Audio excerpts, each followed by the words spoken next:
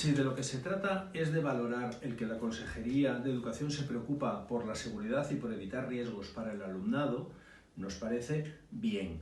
En ese evitar riesgos incluimos también al profesorado, que tiene que desplazarse de un lugar a otro. Sabemos que la geografía asturiana es complicada en buena parte del territorio y en ese sentido, bueno, no tenemos mayor problema desde SOATEA en plantear que podemos entender la decisión de la Consejería de ayer. Pero tenemos dos cosas en las que discrepamos. Uno es la forma de comunicar. Entendemos que no es lo correcto comunicar mediante una nota de prensa a través de los medios y de Internet que al día siguiente las clases que un profesor o una profesora ha preparado para una actividad presencial en el aula se convierten en una actividad online.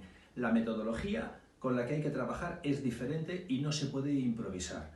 Y segundo, lo que no puede ser es que un método, la actividad online, que fue extraordinario para el momento de la pandemia, se convierta ahora en el pretexto que se pueda utilizar para cualquier acontecimiento imprevisto que se nos pueda presentar. En ese sentido, creemos que la Consejería debería de pensárselo.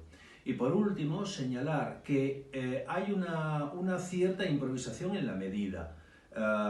Sale un número determinado de concejos, a las 2 horas se eliminan 2, al día siguiente lo que iban a ser 48 horas son solo 24 y desgraciadamente mañana, que es el día en que ya no entra en vigor estas recomendaciones, todo el Principado va a amanecer con temperaturas bajo cero. Veremos a ver qué es lo que ocurre.